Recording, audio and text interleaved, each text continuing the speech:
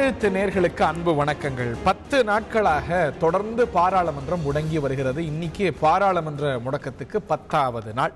இந்த நிலையில கருப்பு பண விவகாரத்தில் இன்னொரு நடவடிக்கையை பாரத பிரதமர் மோடி எடுத்திருக்கிறார். இது கட்சி எம்பி எம்எல்ஏக்கள் அனைவரும் இந்த ஒரு 500 ரூபாய் 1000 ரூபாய் நோட்டெல்லாம் செல்லாதுன்னு அறிவிக்கப்பட்ட நாள் தொடங்கி அதை மாற்றத்துக்கு டிசம்பர் 31ஆம் தேதி கொடுக்கப்பட்டிருக்கு இல்லையா? இந்த இடைப்பட்ட காலத்தில் அவங்க செய்யக்கூடிய வங்கி பரிவர்த்தனை சார்ந்த கணக்குகளை விவரங்களை கட்சி தலைமைக்கு ஒப்படைக்க வேண்டும் என்று சொல்லியிருக்கிறார். இதற்கு வரவேற்பும் இருக்கவே செய்கிறது. நல்ல நடவடிக்கை, கட்சிக்குள்ளேயும் இந்த நடவடிக்கை எடுக்கிறார் அப்படின்னு. ஆனால் விமர்சனங்கள் இல்லாமல் இல்லை, கடுமையான விமர்சனங்களும் இருக்கவே செய்கின்றன. அதென்னது நவம்பர் 8ஆம் தேதியிலேருந்து கணக்கை கேட்கறது நியாயமா இருந்தா அதுக்கு 6 மாசத்துக்கு முன்னாடி கணக்கு, பழைய கணக்கெல்லாம் கேட்கணும் தானே, அப்போதானே விஷயங்கள் வெளியில வரணும் அப்படின்னு அரவிந்த் கெஜ்ரிவால் உள்ளிட்டோர் கேட்கிறார்கள். இது ஆக்கப்பூர்வமான நடவடிக்கையா? இந்த கட்சிகளுடைய ஃபண்டிங், அவர்களுக்கு கிடைக்கக்கூடிய நிதி சார்ந்து இன்னும் வெளிப்படைத்தன்மை நம்ம நாட்டில் இல்லை அப்படின்னு அடிக்கடி விவாதங்கள் எழுவதுண்டு, விமர்சனங்கள் எழுவதுண்டு. அதற்கு ஆரோக்கியமான நடவடிக்கைகளை அரசு முன்னெடுத்திருக்க வேண்டுமா, இதில் பெரிய கவனம் செலுத்தலையா அப்படிங்கிற கேள்விகள் எல்லாமும் எழுகின்றன. பிரதானமாக பாஜக புள்ளிகளுக்கு நரேந்திர மோடி உத்தரவு பலன் தருமாங்கிற கேள்வி எழுந்திருக்கிறது. விவாதிக்கலாம். நம்முடைய காங்கிரஸ் கட்சியுடைய செய்தி தொடர்பாளர் திரு அமெரிக்கை நாராயணன் அவர்கள் இணைகிறார்கள். அவரை நிகழ்ச்சிக்கு வரவேற்கின்றோம். பாரதிய ஜனதாவுடைய செய்தி தொடர்பாளரும் மாநில செயலாளருமான திரு KT ராகவன் அவர்கள் இணைகிறார்கள். அவரை அன்போடு வரவேற்கின்றோம். திராவிட முன்னேற்ற கழகத்துடைய செய்தி தொடர்புத்துறை இணைச் செயலாளர் பேராசிரியர் கான்ஸ்டன்டைன் ரவீந்திரன் அவர்கள் இணைகிறார்கள். அவரை அன்போடு வரவேற்கின்றோம். மற்றும் சட்ட பஞ்சாயத்து இயக்கத்துடைய திரு சிவ இளங்கோ அவர்கள் இணைகிறார்கள். அவரையும் அன்போடு நிகழ்ச்சிக்கு வரவேற்கின்றோம். முதல் கேள்வி திரு KT ராகவன் அவர்களுக்கு தான். பிஜேபி எம்பி எம்எல்ஏக்கள்கிட்ட வங்கி கணக்கை கேட்டிருக்கிறார் பாரத பிரதமர் நரேந்திர மோடி. நல்ல ஒரு விஷயம்தான், மாற்றுக்கருத்தே இல்லை. ஆனால் ஏன் நவம்பர் 8ஆம் தேதிக்கு அப்புறமான கணக்கை கேட்கிறார்? 6 மாசத்துக்கு கணக்கை முன்னாடி கேட்டால் தானே நிறைய விஷயங்கள் வெளியில வரும், அதுதானே சரியா இருக்கும் அப்படிங்கிற விமர்சனம் மேலோங்கி இருக்கிறது. அரவிந்த் கெஜ்ரிவால் பற்றி பதில் விமர்சனம் செய்யாம இந்த விமர்சனத்துக்கு பதில் சொல்லுங்க திரு ராகவன். ரைட். அதாவதுங்க, ஏன் நவம்பர் 8ன்னா இது பாரதிய ஜனதா கட்சியோட எம்பி எம்எல்ஏக்கு மாத்திரம் இல்லை, நீங்கள் அந்த அக்கௌண்ட்டை பார்த்தா தான் பொதுமக்கள்கிட்ட கூட அதானே சொல்லியிருக்கிறேன். அதுக்கப்புறம் தானே வந்து அதுக்கு டெபாசிட்ஸுக்கெல்லாம் இன்கம் டேக்ஸ் டிபார்ட்மெண்ட் நோட்டீஸ் கொடுத்துருக்குறாங்க. இப்போ ஏன்னா இந்த சிஸ்டம் வந்ததுக்கு பிறகு மாற்றியே ஆகணும், ரூபா நோட்டை மாற்றி ஆகணும். அது அங்கே தான் போய் மாற்ற முடியுங்கிற கட்டாயம் வரும்பொழுது நீங்கள் ஆட்டோமேட்டிக்காக பேங்க்குக்கு தான் வந்தாகணும். இதுக்கு முன்னாடி கருப்பு பணம் இருந்தது, கருப்பு பணம் ஹோல்டு பண்ணிக்கலாம், பேங்க்குள்ள வர வேண்டிய அவசியமே இல்லை. முன்னாடி வந்தாலும் கருப்பு பணம் போது அது எப்படி பேங்க்குள்ள கொண்டு வர போறாங்க? கொண்டு வரதுக்கு வாய்ப்பே இல்லையா? அதுதானே கருப்பு பணம். இல்ல அது இல்லங்க, அதுதான் நான் சொல்ல வரேன். இப்ப ஒரு பாராளுமன்றம் இந்த இதெல்லாம் வரவே வராது. அப்போ வங்கி கணக்கு கொடுத்த என்ன பிரயோஜனம், கொடுக்காம என்ன பிரயோஜனம்? இல்லங்க, கருப்பு பணம்னு யார் வச்சிருந்தாலும் வர போறது இல்ல. மாத்த முடியாத பணம் கருப்பு பணம், அது அப்படியே சிஸ்டம்ல இருந்து போயிட போகுது இல்ல, அவ்வளவுதான். அப்புறம் என்ன, இப்ப இங்க பொறுத்த வரைக்கும் நோக்கம் வந்து அவங்கள்ட்ட கருப்பு பணம் இருக்கான்னு தெரிஞ்சுக்கிறது இல்ல, வேற என்ன நோக்கம்? இல்லங்க, நோக்கம்ங்கிறது இல்ல, ஒரு டிரான்ஸ்பரன்சி எல்லா லெவல்லையும் மாறணும் அப்படிங்கிறது தான் பிரதமருடைய. நீங்கள் இது மாத்திரம் இல்லைங்க, ஃபர்ஸ்ட் பிரைம் மினிஸ்டர் இந்த ஆட்சி வந்த உடனே ஜூன் 10 நினைக்கிறேன், அப்போ பிரைம் மினிஸ்டரோட ஹோம் மினிஸ்ட்ரியோட சர்க்குலர் ஒன்று இது பண்ணாங்க. மத்திய அமைச்சர்கள் தங்களுடைய சொத்து விவரத்தை, லைபிலிட்டியை, தன்னுடைய ரிலேட்டிவ்ஸ்க்கு இருக்கிற சொத்து, உங்களுடைய எங்கேயாவது டிபஞ்சர், ஷேர்ஸ், உங்களுடைய பிசினஸ் இன்ட்ரெஸ்ட் எல்லாத்தையும் பிரைம் மினிஸ்டர் ஆஃபீஸ்க்கு 1 மாசத்துல 2 மாசத்துல கொடுக்கணும்னு சொல்லியிருந்தாங்க. அது வந்து அந்த டிரான்ஸ்பரன்சி இருக்கணும், அமைச்சர்கள் இப்படி இருக்கணும்னு பிரதமர் விரும்பினார். அதே போல இந்த மாதிரி ஒரு சிஸ்டத்தை கிளியர் பண்ணும்போது எல்லா லெவல்ல இப்ப எங்களுதுலேருந்தே தொடங்குறோங்கிற நான். இப்ப எல்லாரும் நாங்களும் நல்ல தொடக்கம் தான். அதாவது பிரைம் மினிஸ்டர்ட்டையும் இதை கட்சி தலைமையும் கொடுக்கறதுல என்ன டிரான்ஸ்பரன்சி? இதை நீங்க வந்து வெப்சைட்ல போடுறோம், பொதுப்படுத்துறோம் அப்படின்னா அது டிரான்ஸ்பரன்சி. யாரோ ஒரு எம்பி அவங்க கட்சி தலைவர்கிட்ட ராஜினாமா கடிதம் கொடுத்த மாதிரி இல்லையா? அது வேறங்க, இது கட்சி தலைவர்கிட்ட கொடுக்கும் பொழுது இது வந்து ஒரு தலைமைக்கு இது தெரியணுங்கிறது செய்யறாங்க. இதுல என்ன தப்பு இருக்க முடியும்? இன்னொன்னு, நீங்க டிரான்ஸ்பரன்சின்னு சொல்றீங்க. டிரான்ஸ்பரன்சினா எல்லாருக்கும் தெரிவிக்கிறது டிரான்ஸ்பரன்சி. ஏன்னா அவங்க தெரியுமே, ஒரு பொதுச் செயலாளர் கட்சியுடைய பொதுச் செயலாளரோ தலைவர்கிட்ட கொடுக்கலாம். ஆனா இவங்க எம்பி எம்எல்ஏக்கள் அப்படிங்கும்போது மக்களுக்கும் சேர்த்தே கடமைப்பட்டவங்க, வெளிப்படுத்தலாமே, பப்ளிக்கா வெப்சைட்ஸ்ல போடலாமே. நீங்க எலெக்ஷன், இப்ப என்னோட ப்ராப்பர்ட்டி என்னன்னு எல்லாருமே போய் பார்க்க முடியும். கூகுள்ல போட்டு நான் எலெக்ஷன் என்ன, நான் என்னோட அசெட் என்ன, லைபிலிட்டி என்ன இது இருக்கு, வெஹிக்கிள்ஸ் இருக்கு, எல்லாம். அதே மாதிரிதான் அதான் இந்த 8ங்கிறது. அதுதான் இந்த 8th எப்படி பயன்படுத்தியிருக்கிறாங்க. இவங்களுக்கு மாத்திரம் இல்லை, எம்பி எம்எல்ஏக்கு மாத்திரம் இல்லை, பொதுமக்கள் பெரிய பெரிய நிறுவனங்களுடைய 8ஆம் தேதியிலேருந்து தானே அக்கௌண்ட்ஸ் கேட்குறாங்கல்ல. 8ஆம் தேதியிலேருந்து தானே யார் யாரெல்லாம் நகை வாங்கியிருக்கிறாங்கன்னு சிசிடிவிக்கு ஃபுட்டேஜ் கேட்குறாங்க. பிகாஸ் இதை பயன்படுத்தி எப்படி நடந்திருக்குன்னு தெரிந்து கொள்வதற்கு. அப்படி நடந்து அது பாரதிய ஜனதா கட்சியுடைய பாராளுமன்ற உறுப்பினராக இருந்தாலும் சட்டமன்ற உறுப்பினராக இருந்தாலும் கூட he has to face it. அவ்வளவு நடவடிக்கை ஃபேஸ் பண்ணணும்ங்கறது ஐடியா. திரு சிவலங்க அவர்கள்ட்ட கேட்கிறோமே, எந்த மட்டத்தில் இதை வெளிப்படுத்தியிருந்தாலும் நிச்சயமா விமர்சனம் வரும். நீங்க ஏன் இந்த எம்பி வெப்சைட்ல போடாம இந்த வெப்சைட்ல போட்டீங்க, வெப்சைட்ல போட்டாலும் அந்த விமர்சனம் வரும். சோ இது என்ன நடவடிக்கையை பிரதமர் எடுத்தாலும் இதை ஏன் செய்யல, அப்படி செஞ்சிருக்கலாமே இப்படி செஞ்சிருக்கலாமேங்கிற விமர்சனம் வரும். பரிசே இது நல்ல நடவடிக்கையா பார்ப்பதா இல்ல அவருடைய விளக்கம் உங்களுக்கு திருப்தி அளிக்கலையா? நல்ல நடவடிக்கை இருந்தாலும் அவங்க நோக்கம் இதில் ஒரு விளம்பரத்திற்காக தான் முதல் நோக்கமாக நான் பார்க்குறேன். என்ன விஷயம்னாக்கா நீங்கள் சொல்கிற மாதிரி நவம்பர் 8ங்கிறது இவங்க எதிர்கட்சிகள்லாம் குற்றச்சாட்டு என்ன, பிஜேபியினுடைய ஆட்களுக்கு முன்னாடியே சொல்லிட்டாங்க, அவங்க எதுலாம் அதை அந்த பணத்தை முதலீடு செய்ய முடியுமோ முதலீடு செஞ்சுட்டாங்கன்னு ஒரு குற்றச்சாட்டு வருது. அப்போ அந்த குற்றச்சாட்டு இருக்குனாக்கா ஒரு 6 மாதத்துக்கு முன்னாடி உள்ள அக்கௌண்ட்டையும் நீங்கள் கேட்டிருந்தா தான் அந்த அக்கௌண்ட்டில் வரவு செலவு இருந்துச்சுன்னா எவ்வளவு போயிருக்குது, எவ்வளவு பேங்க்ல போட்டுருக்காங்க அப்படிங்கிறது தெரிய வரும். அப்போ அந்த 8ஆம் தேதிக்கு பிறகு அந்த அக்கௌண்ட் தெரிய வராது. அப்போ இவங்க என்ன நினைக்கிறாங்கன்னாக்கா இந்த பிரச்சனை இப்போ மக்கள்கிட்ட எதிர்கட்சிகள் உதாரணமாக எடுத்துட்டு போயிட்டு இருக்கிறாங்க. அதை திசை திருப்புவதற்காக இவங்க நாங்க எங்க எம்பிக்கள்லாம் நாங்க சொல்லிட்டோம், நீங்க உங்களுடைய எம்பிஎல்ஏக்கெல்லாம் சொல்லிட்டீங்கன்னா ஒரு கேள்வி கேட்கறதுக்காக இவங்க என்ன பண்றாங்க, ஒரு விளம்பர யுக்தியா தான் பார்க்கறாங்க. இது உண்மையிலேயே இவங்க இதை மக்களுக்கு தெரிவிக்கணும் அப்படின்னாக்கா இவங்க சொன்னாங்க லோக்பால்ல ஒரு மேண்டேட்டரி இருக்கு. என்னன்னாக்கா அமைச்சர்களுடைய சொத்தெல்லாம் வெப்சைட்ல போடணும் அப்படின்னு சொல்லிட்டு ஒரு 6 மாசத்துக்கு முன்னாடி அந்த மேண்டேட்டரிங்கிறத லோக்பால் சட்ட திருத்தம் மூலம் எடுத்துட்டாங்க. ஏன் அமைச்சர்களுடைய சொத்தை நீங்க வெப்சைட்ல போடுறதுல என்ன? அப்ப லோக்பால் படி ஒவ்வொரு ஆண்டும் எம்பிக்கள் பாராளுமன்றத்துக்கு சமர்ப்பிக்கணும் தன்னுடைய சொத்து கணக்கை. அப்ப நீங்க ஏன் அந்த சட்டத்தை நீங்க வலுவாக்கல? அப்ப நீங்க இது என்ன நினைக்கிறீங்க, நாங்க எங்களுடைய சுயமா நாங்க எங்க கட்சியில நடவடிக்கை எடுத்துட்டோம் அப்படின்னு மக்கள்கிட்ட நீங்க காட்டிக்கிறதுக்காக அப்படிப்பட்ட விமர்சனம் எழலாம். ஆனா அதை தாண்டி குறைஞ்சபட்சம் அந்த எம்பி எம்எல்ஏக்களுக்கு இது பிரதமர் பாப்பாருப்பா, கட்சி தலைமை அப்படின்னு ஏதோ யாருக்குமே தெரியாத ஒரு விஷயம் கட்சி மெக்கானிசம்ல தலைமைக்கு நல்ல விஷயம். இதை நான் அந்த டேட் தான் சொல்றேன். நீங்க அந்த நவம்பர் 8ல இருந்து நம்ம எதிர்கட்சிகள் ஒரு குற்றச்சாட்டு சொல்றாங்க, முன்னாடியே பிஜேபி ஆட்களுக்கு எல்லாம் சொல்லிட்டாங்க, அதனால அவங்க அந்த பணத்தை எல்லாம் எங்கெங்க எல்லாம் முதலீடு செய்யணும் செஞ்சுட்டாங்கன்ட்டு. அப்ப நீங்க ஏன் நீங்க நவம்பர் 8ங்கிறீங்க? அக்டோபர் இல்ல பிஜேபி ஆட்களுக்கு எல்லாம் சொல்லிட்டாங்கிறதுக்கு என்ன முகாந்திரம் இருக்கு? அதான் அந்த முகாந்திரத்துக்கு இத காமிச்சீங்கன்னா தெரிஞ்சு போயிடும். நீங்க சொன்னீங்கல்ல குற்றச்சாட்டு, இந்த மாதிரி எங்களுடைய பாஸ்புக் இப்படி தான் இருக்குது. ஒரு பாஸ்புக் நீங்க பார்த்திருப்பீங்க, வாட்ஸ்அப்ல எல்லாம் வந்துச்சு. அதுல பாத்தீங்கன்னாக்கா ஒரு பிஜேபி எம்பியினுடைய அந்த பாஸ்புக் அன்னைக்கு எவ்வளவு போடப்பட்டிருக்குதுங்கிறது வந்துச்சு. அது உண்மையா பொய்யாங்கிறத நீங்க இதை நிரூபிச்சா தானே வரும். நவம்பர்ல இருந்து வாட்ஸ்அப்ல வருது, அங்க வச்சு பேச முடியுமா? நம்ம எதிர்கட்சிகள் சொல்றாங்களா ஒரு குற்றச்சாட்டு, அது இல்லங்கிறது என்ன பண்ணணும், நீங்க அக்டோபர் 8ல இருந்து நீங்க காமிங்க எவ்வளவு டிரான்சாக்ஷன் ஆயிருக்குதுன்னு. முடிஞ்சு போச்சு. ரொம்ப சுருக்கமா அப்புறம் திரு நாராயணன் அவர்கள் முதற்கட்ட கருத்து கேட்கலாம். ரொம்ப சுருக்கமா மினிஸ்ட்ரியோட இந்த code of conduct மாத்தினதே BJP government வந்த அப்புறம் தான், இப்ப வந்தது அப்புறம் தான். லோக்பால்ல ஏன் இந்த மேண்டேட்டரி அம்சத்தை எடுக்கிறீங்க? இல்ல நான் ஒன்னு புரிஞ்சுக்கோங்க, நீங்க லோக்பால்ன்றலங்க இதுலயே பார்க்கலாமே. என்னோட என்னைக்கு மாத்தினாங்கன்னு இவர் தான் சொல்லணும். எனக்கு அதாவது டீடைல் கொடுக்க சொல்லுங்க. என்ன பொறுத்த வரைக்கும் இது when I don't know that information I cannot say anything. அவர் சொல்லுங்க. நான் என்ன சொல்றேன், அரவிந்த் கெஜ்ரிவால் என்ன சொன்னாரு, நான் தனிப்பட்ட முறையில் சில எம்எல்ஏ எம்பிட்ட பேசும்போது ரொம்ப அதிர்ந்து போயிட்டாங்க பிஜேபி எம்எல்ஏ எம்பின்னு சொன்னாரு. இன்னொரு பக்கம் போய் என்ன சொல்றாரு, பிஜேபிக்கு தெரியும், பார்லிமெண்ட் மெம்பர்ஸ்க்கு எல்லாம் தெரியும் பேசுறாரு. நீங்க உங்களோட நோக்கம் டு கம் க்ளீன் அப்படின்னா அதை வெளிப்படுத்தணும், இல்ல ஒரு அக்னி பரீட்சையில கலந்து கொள்ளணும் அப்படின்னா நீங்க முன்னாடியே செஞ்சிருக்கலாமே. அந்த ஒரு டைம் ஃப்ரேம் அதுக்கு தான் நான் உங்களுக்கு எக்ஸ்பிளனேஷன் கொடுத்துட்டேன். நீங்க நினைக்கிற மாதிரி பிளாக் மணின்னு சொன்னா அது எப்படி உள்ள வந்திருக்க போகுது, அது வெளியில தான் இருக்கும், உள்ள வர்றதுக்கு வாய்ப்பு கிடையாது. யாரும் செய்வாங்க, நான் பிஜேபி எம்பி இல்லங்க, வேற யார் தான் செய்வாங்க? அது மணியா தான் இருக்கும். நல்ல நடவடிக்கைன்னு பார்க்கறதா? அதாவது ஜும்லா மோடின்னு அமித்ஷா சொன்னாரு மோடிஜியுடைய வார்த்தைகளை.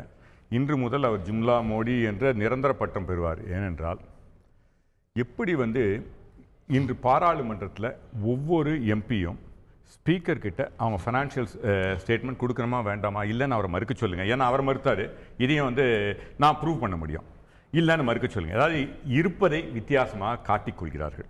ஏற்கனவே ஒவ்வொரு பாராளுமன்ற உறுப்பினரும் ஃபைனான்ஷியல் ஸ்டேட்மெண்ட்டை கொடுக்கணும் ஸ்பீக்கர் கிட்ட.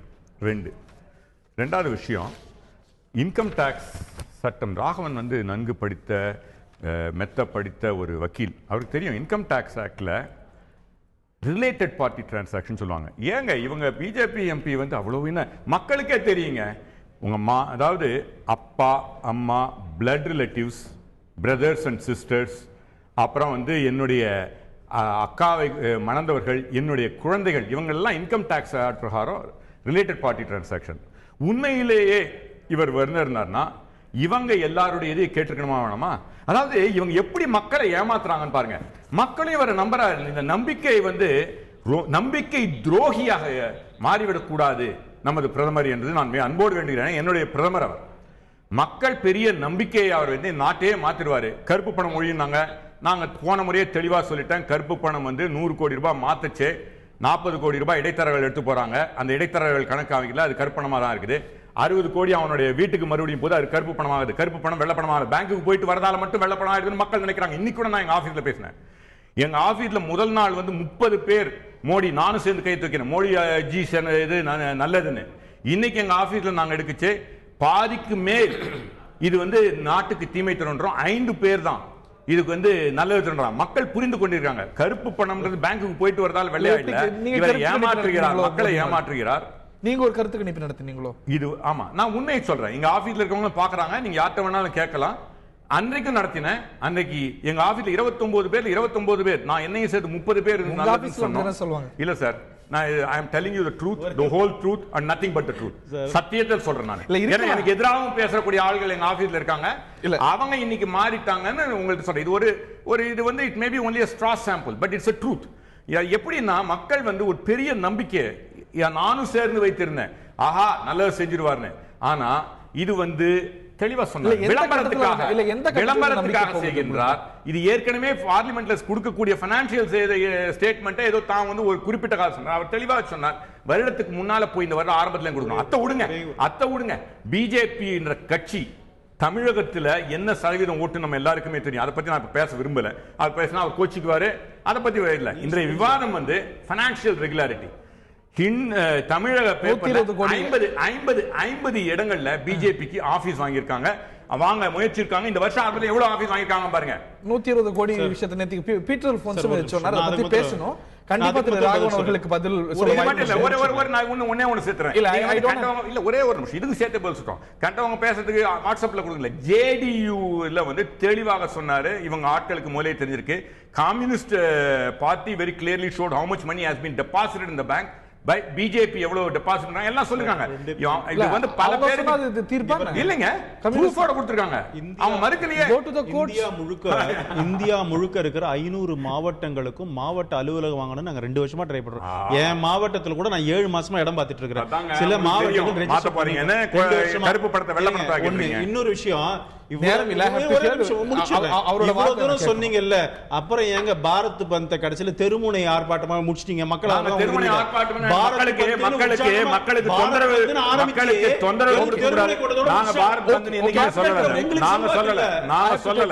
திரு கான்ஸ்டன்டின் ரவீந்திரன் அவர்கள்ட்ட கேட்க வரும்போது, கணக்கில் வராத வருமானத்தை மீறின கருப்பு பணத்துக்கு 50% டாக்ஸ் நாவலே சொன்னா, வச்சுட்டு இருக்கிறவங்க சொன்னா, இல்ல அதிகாரிகள் கண்டுபிடிச்சா 85% டாக்ஸ் அப்படிங்கிறது இது ஒரு ஸ்ட்ரீம்குள்ள அரசுக்கும் பலன் தரக்கூடிய ஒரு நூதன நல நடவடிக்கை என்று ஏன் பார்க்க கூடாது? இல்ல, அதாவது ஒண்ணு என்னன்னா, முதல்ல உள்ள அந்த கேள்விக்கு அதுக்கு ஒரு பதில் இருக்கு, அதை சொல்லி. அதாவது இன்னைக்கு பிரதமர் மோடி அவர்கள் அந்த எம்பி எம்எல்ஏக்கள்கிட்ட கேட்டது காரணம் இல்லாம எதையும் செய்ய முடியாது. என்ன பொறுத்த வரைக்கும் 2 காரணங்கள் இருக்கலாம்.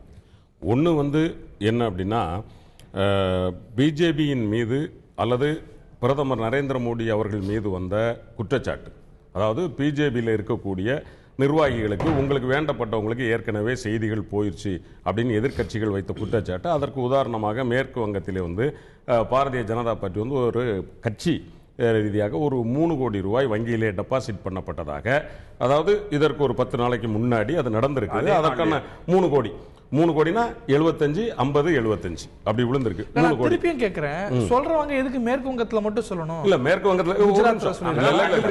வங்கத்துல இருந்திருக்கு. அதே மாதிரி பீகார்ல சில இடங்கள்ல வந்து அந்த பார்ட்டி சம்பந்தமா சில transactions, land transactions, party offices வாங்கினது சம்பந்தமா சில விஷயங்கள் வந்திருந்தது.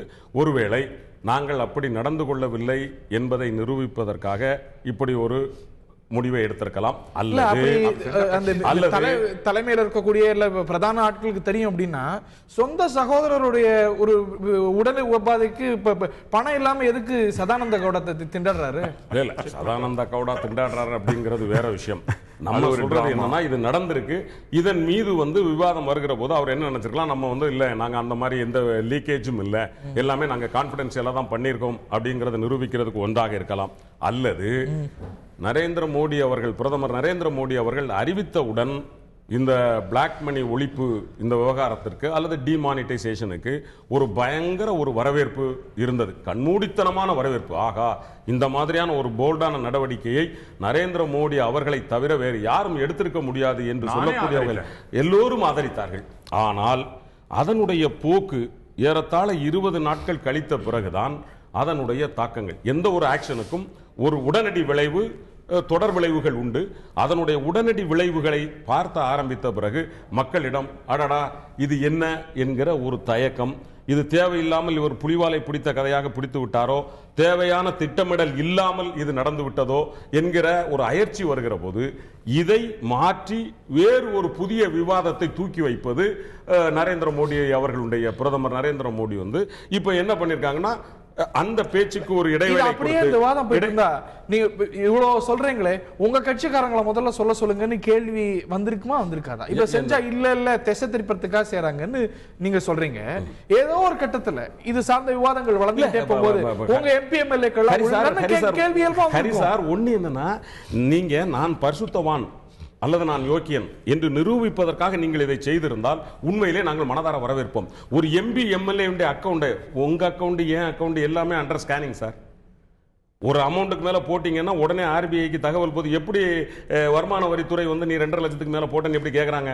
நானும் பேங்க் மேனேஜர்ஸ் என்னுடைய நண்பர்கள்ட்ட கேட்டேன், சார் வழக்கமா நீங்க நடக்கிற டிரான்சாக்சனை தாண்டி டிரான்சாக்சன் நடந்தா அண்டர் சஸ்பெக்ஷன்ல நாங்க இதை பிடிச்சி உடனே ஆர்பிஐக்கு தகவல் கொடுத்துருவோம், ஆர்பிஐ இன்கம் டாக்ஸ் கொடுத்துருவாங்க. அப்படி இருக்கும்போது பிஜேபி எம்எல்ஏக்களோ எம்பிக்களோ அந்த மாதிரி ஒரு டிரான்சாக்சனை பண்ணி இருந்தா கண்டிப்பா ஆர்பிஐ வந்துரும்.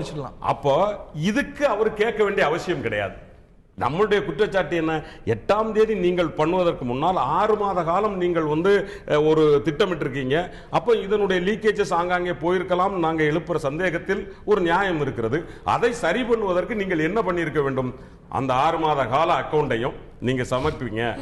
அந்த 6 மாச அக்கவுண்ட் ஸ்கேனர்ல தான இருக்கு.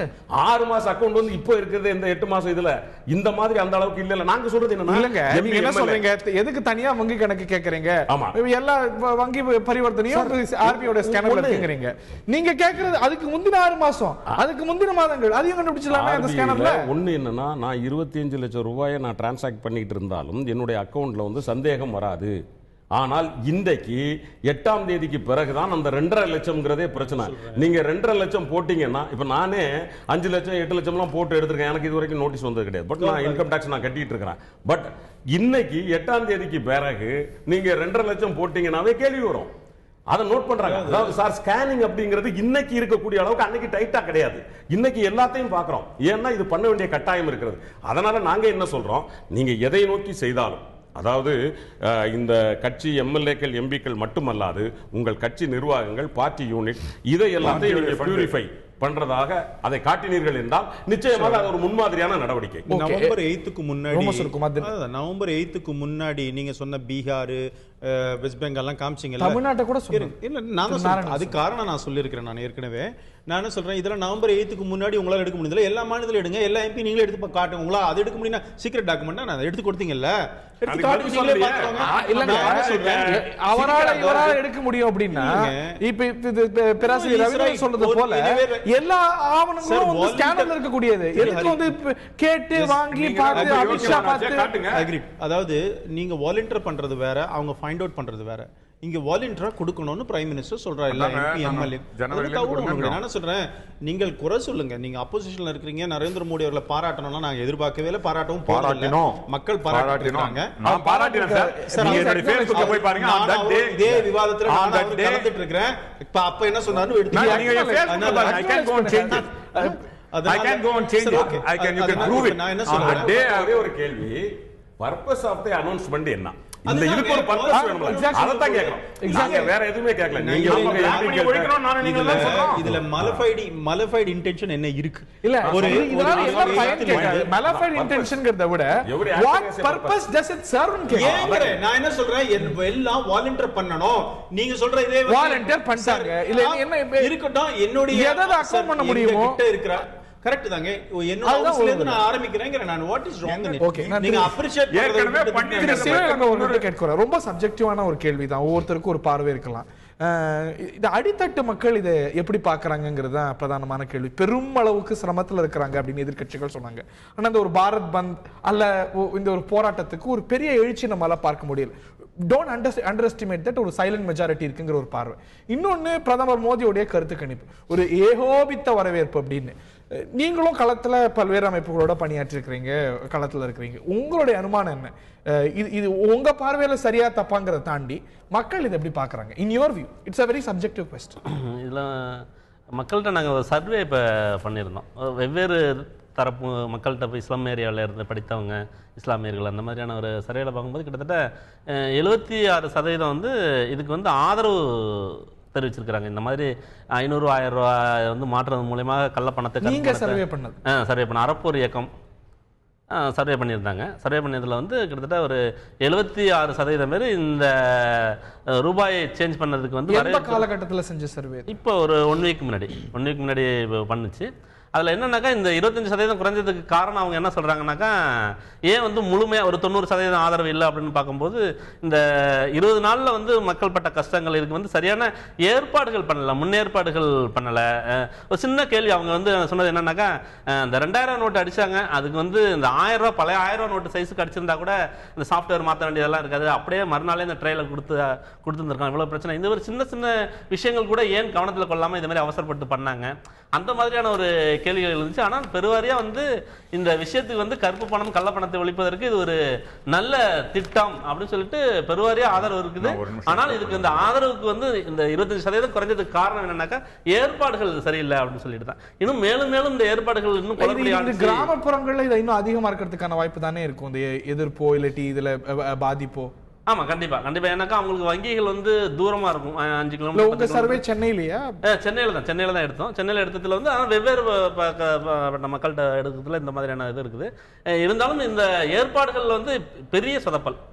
அது வந்து மக்கள் வந்து அவர் சொல்றதில் நான் கருத்து உடன்படுறேன். என்னவென்றால், மக்களிடம் அவர் சொல்கின்ற அளவு இன்று வரவேற்பு இருக்கின்றது என்றதில் கருத்து வேறுபாடு இருக்க முடியாதுன்னு தான் நான் நினைக்கிறேன். ஆனால் இல்லை, இன்னைக்கு என்னன்னா, நீங்கள் அவரை போல படித்தவர் கூட என்ன நினைக்கிறாங்க, படித்தவர் கூட இது வந்து எனக்கு தயவு செஞ்சு 2 நிமிடம் கொடுக்கணும். படித்தவர்கள் கூட இந்த பணம் பேங்க்குக்கு போயிட்டு நான் கொடுத்துட்றேன், வேற பணம் வாங்கியிருக்கேன், உடனே அது வெள்ளையாயிடுச்சு, கணக்குக்கு வந்துச்சுன்னு நினைக்கிறாங்க. மறுபடியும் சொல்றேன், இது வந்து மக்களை ஏமாற்றுகிற வித்தை. உங்க பணத்தை நீங்க பேங்க்ல டெபாசிட் பண்ணி எடுக்கிறதால இந்த பணம் கருப்பு பணம் வெள்ளப்பணம் ஆகல. தயவு செஞ்சு இன்டர் பண்ணாதீங்க. கருப்பு பணம் வெள்ளப்பணம் ஆகல என்பதை மறுபடியும் நான் தெளிவுபடுத்த விரும்புகிறேன் ஒரு எடுத்துக்காட்டு மூலமாக. ஏற்கனவே சொன்னேன், சிஸ்டத்துக்கு வரதெல்லாம் வெள்ளப்பணம் ஆகல. நான் சொல்றேன், உங்களை மாதிரி இருக்கிறவே கேட்கறீங்களே, என்ன பேச விடுங்க. நிச்சயமா நீங்க சொன்னீங்கல்ல, சிஸ்டத்துல வந்துடுச்சு அதனால வெள்ளப்பணம் ஆயிடுச்சுன்னா நீங்க நினைக்கிறீங்க. இல்லங்க, நீங்க நினைக்கிறீங்க வெள்ளப்பணம் ஆச்சுன்னு சொல்லலங்க. நான் இப்ப வெள்ளப்பணத்தையும் கருப்பு பணத்தையும் வெளியிலே இருந்ததோ அது வந்து it comes under a scan. மறுபடியும் சொல்றேன், அந்த கருப்பு பணம் என்று நீங்கள் சொல்வது சிஸ்டத்திற்கு வெளியில் இல்லை, இந்தியாவிற்குள்ள புழக்கத்தில் இருந்தது. இந்தியாவில் சம்பளமாக கொடுக்கப்பட்டது, பொருள்களாக வாங்கப்பட்டது, விற்கப்பட்டது, சம்பளம் வந்தது, எல்லாம் வந்தது. ஆனால அதே போல் தான் இந்த பணமும். தயவு செய்து மக்களை மோடி நன்றாக குழப்பியுள்ளார், நானும் குழப்பப்பட்டேன். என்னவென்றால், இது வந்து சிஸ்டர் பேங்க்ல போட்டு வந்த உடனே அவருடைய இன்டென்ஷன் ரைட்டு. கருப்பு பணத்தை நாங்க சத்தியமா சொல்றேன், நானும் சரி காங்கிரசும் சரி கருப்பு பணத்தை ஒழிக்கணும்ன்றதுல நிச்சயமாக மோடிக்கு ஆதரவு கொடுக்கின்றோம். ஆனால் இவரை மக்களை மோடி மஸ்தான் வேலை செய்து பேங்குக்கு பணம் வந்த உடனே கருப்பு பணம் வெள்ளையாயிடுச்சுன்னு சொல்றத மக்களை ஏமாற்றுகின்ற விதை மக்கள் புரிந்து கொள்ள வேண்டும். இப்ப வந்து ஒரே ஒரு நிமிஷம் 10,000 கோடி 2 minutes few seconds ப்ளீஸ். 10,000 கோடி ரூபாய் கொடுத்தீங்களா? இல்ல 10,000 இப்போ மறுபடியும் சொல்றேன், 100 கோடி ரூபாய் எடுத்து பேங்க்ல போடுறீங்க, 2,000 பேரை வச்சு சேஞ்ச் பண்றீங்க. அந்த 2,000 போய் எடுத்துட்டு போய் 660 ரூபாய் அவனுக்கு திரும்ப கொடுத்தா அவங்க யாருமே கணக்கு கொடுக்கல, டாக்ஸ் கட்டல. டாக்ஸ் கட்டாத பணம், கருப்பு பணம், இதுக்கும் டாக்ஸ் கட்டாதால கருப்பு பணம் இன்னும் புழங்கிட்டு தான் இருக்குது அப்படின்றத நீங்க புரிஞ்சுக்கணும். இல்ல இன்னைக்கு மசோதா கொண்டு வந்து ரெண்டாவது விஷயம், இன்னைக்கு இன்னும் மசாலா டாக்ஸ் இன்க்ரீஸ் பண்ணீங்கல, அத பத்தி சொல்றேன். டாக்ஸ் வந்து 132% இருந்து 50% மக்களை ஏமாத்தி பணக்காரங்களுக்கு பண்றாங்க. தெளிவுபடுத்த விரும்புறேன். ஓகே, நான் வரேன். அதுக்கு ஒரே ஒரு விஷயம் தான் சொல்ல விரும்புறேன். நீங்க பணத்தை நீங்க கொடுக்கும் பொழுது எனக்கு தெரிஞ்சு ஒருத்தருக்கு 12 லட்சம் ரூபாய் டெபாசிட் வச்சிருந்தாராம், ஃப்ரீஸ் பண்ணிட்டாங்க, நோட்டீஸ் கொடுத்துருக்காங்க. எக்ஸ்பிளைன் பண்ணிட்டு சொல்லுங்கன்றாங்க. எக்ஸ்பிளைன் பண்ணி தான் இது 2 லட்சம் கூட ஒயிட் ஆகுது. அவர் சரியா எக்ஸ்பிளைன் பண்ணலன்னா அதுக்கு எல்லாம் அமிச்சிட்டு தான் இருக்காங்க. நீங்க சொல்ற மாதிரி இது புதிய விஷயம் இல்ல. நீங்க ஏன் சார் நடுவுல வரீங்க? நீங்க அப்படி சாரி ஆனா இது புதிய விஷயம் இல்ல. சரி இருக்கட்டும். இப்ப டெபாசிட் பண்ணதெல்லாம் ஒயிட்னு யாருமே சொல்லலையே. ஆனா மக்கள் அப்படிதான் புரிஞ்சுக்கிட்டு இருக்காங்க. நீங்க சொல்லுங்க தயவு செஞ்சு. எத்தனாவது சாரி சொல்லுவீங்க? நீங்க ஒரு தடவை சாரி சொன்னா அதுக்கு மரியாதை, எப்ப பார்த்தாலும் சொல்லிப்பீங்களா? அதனால இது அப்படிதான் நடக்குது. எல்லாரும் கணக்கு தானே கேக்குறாங்க. எல்லாரும் ஃபைன் ஸ்டார்ட் பண்ணலையே. இதுல வந்து பல்வேறு கோணங்கள் இருக்கு. இதுல வந்து நாங்க தான் முன்னெடுப்பு செய்யறோம். இட் இஸ் an இனிஷியேட்டிவ்னு சொல்றீங்க. அது போல இந்த ஒரு அன்அக்கவுண்டட் மணி, நீங்க கட்சிகளுக்கு வரக்கூடிய டொனேஷனா பணமா வரக்கூடிய பணத்துல யார் டோனார்னு தெரியாம, டோனார் இன்னார்னு அறியாத ஒரு பணம் தான் பெரும் பகுதி. பாரதிய ஜனதாவுடைய அந்த மாதிரி உங்களுக்கு வந்திருக்கக்கூடிய டொனேஷன்ல 63% அப்படிப்பட்ட ஒரு பணம் தான். அதெல்லாம் மாற்றத்துக்கு முதல்ல நடவடிக்கை எடுத்திருக்கலாமே. you could have started from there. அதுக்கான என்ன நடவடிக்கை எடுத்திருக்கீங்க? இது வந்து யதார்த்தமான உண்மை தான். அது பிஜேபிக்கு மாத்திரம் இல்லை. அதாவது 60% நீங்க சொல்லல அப்படின்னு சொன்னா இட் இஸ் இல்லீகல்லாம் வரல. அந்த எலெக்ஷன் கமிஷன்ல அது இல்லீகல்லாம் சொல்லல. நீங்க சோர்ஸ் ஃபுல்லா சொல்லணும்ங்கிறது அங்க இல்ல. இருந்ததுன்னா அது இல்லீகல் தான். அந்த சட்ட மாற்றத்தை முதல்ல அக்ரீட். அதாவது இது எப்போத்துல இருந்தோ இந்த மாதிரி கோஸ்வாமி கமிட்டில இருந்து ஆரம்பிச்சு அதை பத்தி வந்துட்டு இருக்குது. எலெக்ஷன் ரிஃபார்ம்ஸ் கண்டிப்பா தேவை. இப்ப இதை பத்தி பேசும்பொழுது அது நடக்கவே நடக்காது சொல்ல முடியாது. நீங்க முதல்ல இருந்தே ஒவ்வொன்றையும் நடக்க இருந்ததை தடுத்து நிறுத்தினது இல்ல இல்ல இல்ல இல்ல. நான் என்ன சொல்றேன், எல்லா பார்ட்டியுமே அதுல ரிசர்வேஷன்ஸ் இருக்கு. எல்லா பார்ட்டியுமே ஆமா கொண்டு வரணும்னு நினைக்கிறோம். உங்க பார்வைப்படி காங்கிரஸ் கட்சி, கம்யூனிஸ்ட் கட்சி, ராகுல் காந்தி கருப்பு பணத்தை ஆதரிக்கிறவங்க, உங்க பார்வைப்படி நீங்க வந்து கருப்பு பணத்துக்காக கடுமையான நடவடிக்கை எடுக்கிறீங்க. கோஸ்வாமி கமிட்டிலாம் வரும்போது பிஜேபி ஆட்சி கிடையாது. இல்ல அத சொல்லல, நான் இப்ப சொல்றேன். அதனால சொல்றேன். இல்ல இந்த விஷயம் தான் பேசுறேன். அதுல பல கட்சிகள் ஆதரிக்கிறாங்க எலக்ஷன் ரிஃபார்ம்ஸ். ஏன்னா ஒவ்வொரு கட்சியும் தேர்தல் அப்போ படுற அவஸ்தை எல்லாருக்குமே தெரியும். நீங்க இப்ப குறிப்பிட்ட அளவுல செலவு பண்றோம்னா எத்தனை பேர் செலவு பண்றாங்கன்னா தெரியாது. இதுல ஒரு சேஞ்ச் வரணுங்கிறதுனால எல்லாருமே பேசிட்டு தான் இதுல ஒரு சேஞ்ச் வரணும்ங்கிறதுக்காக அரசியல் கட்சிகள் தகவல் அறியும் உரிமை சட்டத்துக்கு கீழ் வருகின்றன அப்படின்னு தகவல் ஆணையம் ஒரு உத்தரவு முடியும். அந்த உத்தரவை எல்லாரும் சேர்ந்து நீங்க யார் யாரெல்லாம் கருப்பு பண ஆதரவாளர்கள் எந்தெந்த கட்சிகள்லாம் பிராண்ட் பண்றீங்களோ அவங்களோடு சேர்ந்து நரேந்திர மோடியும் அதை ஆதரிக்கிறார். அந்த வெளிப்படைத்தன்மையை இதுல வந்து கட்சி எம்பிக்கு எம்எல்ஏக்கள் வந்து பேங்க் அக்கவுண்ட் வெளிப்படைத்தன்மையை அதுலயே நீங்க விரும்பல. இப்ப கூட ஆன்சர் பண்ண முடியும். பெருந்தன்மையா திரு நாராயணுக்கு 2 நிமிஷம் கொடுத்தீங்க, எனக்கு 1 நிமிஷம் கொடுங்க. ஏன்னு வேணா நான் சொல்றேன். அந்த விஷயத்துல சென்ட்ரல் இன்ஃபர்மேஷன் கமிஷன் கொடுத்த அந்த ஆர்டர்ல ப்ராப்ளம் எங்க இருக்குன்னா, நீங்களும் ஜெர்னலிஸ்டும் சொல்லுவீங்க, அவங்க என்ன சொல்றாங்க, அரசாங்கத்தினுடைய ஏதோ ஒரு சலுகை அனுபவிக்கிறீங்க. நீங்க எலெக்ஷன் இதெல்லாம் ஓட்டர் லிஸ்ட் எல்லாம் ஃப்ரீயா கொடுக்குறாங்க உங்களுக்கு. அரசாங்கத்தினுடைய சலுகை நீங்க அனுபவிக்கிறதுனால அரசியல் கட்சி எல்லாம் இதுல வந்துடணும், ரைட் இன்ஃபர்மேஷன் ஆக்ட்ல வரணுங்கிறது அவர் சொன்னது. அப்படி பார்த்தா விவசாயி வரணும். ஏன்னா விவசாயிகளுக்கு மானியத்தில் உரம் கொடுக்குது, அரசாங்கம் கொடுக்குது, அவங்களும் வருவாங்க. பத்திரிகையாளர் நீங்க வருவீங்க. எப்படின்னா உங்களுக்கு இடங்கள்லாம் வீடுகள்லாம் இதெல்லாம் அகாமடேஷன்ஸ்லாம் கொடுக்குறாங்க, நீங்க வருவீங்க. எல்லாருமே வந்துடணும். அப்ப இதுதான் சொல்றேன், இதுல ப்ராப்ளம் வரும். விவசாயிக்கு கொடுக்கிற மானியம்னா அரசாங்கத்தோட ஏதோ ஒரு சலுகை அனுபவிக்கலாம், இதுல வரணும் சொன்னா எல்லாரும் வந்துருவாங்க. சீட்டு ராகவனுக்கு எப்படி சீட்டு கொடுத்தீங்க?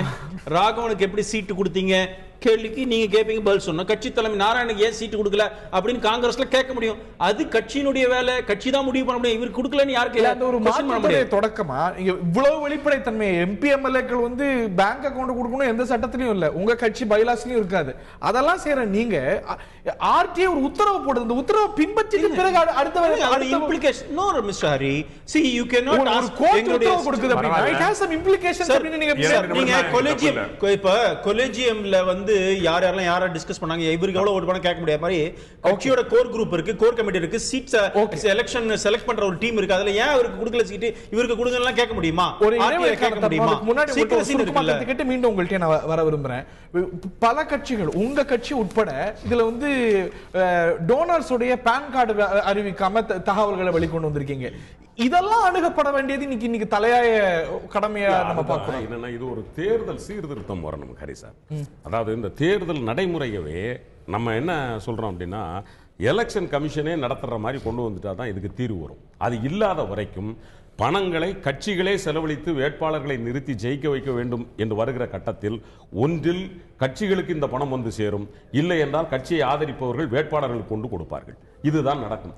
இதற்குத்தான் நாம் தேர்தல் சீர்திருத்தத்தில் நாம் முன்மொழிந்த ஒரு மாற்றம் என்னவென்றால், அரசாங்கமே தேர்தல் ஆணையமே வேட்பாளர்களை நிறுத்தி வேட்பாளர்களை அவருடைய செலவை அவர்களே பார்த்து அவர்களே முடித்து விடுவது. யாரும் செலவழிக்க வேண்டிய அவசியம் கிடையாது. அப்படி ஒரு தேர்தல் சீர்திருத்தத்தை கொண்டு வந்தால் தான் நீங்கள் நினைக்கிறீர்களே இந்த கட்சியில் தேர்தல் சீர்திருத்தத்தை முன்னெடுக்கணும்னு எங்க நீங்க முன்னெடுத்தீங்க?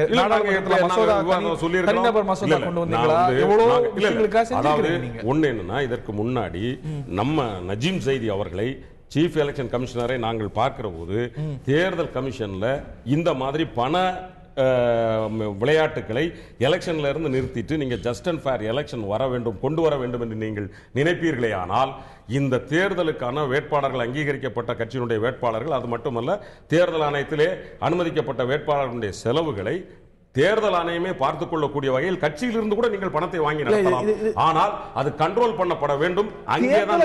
பார்ட்டிக்கு வரக்கூடிய நிதியில இன்னும் வெளிப்படைத்தன்மை இருக்கணும் அப்படிங்கிற கேள்வி இருக்கு. அதுல வந்து இருக்கக்கூடிய விதிகள்லயே நிறைய கட்சிகள் பின்பற்றதில்லை அப்படிங்கிற ஒரு குற்றச்சாட்டு இருக்கு.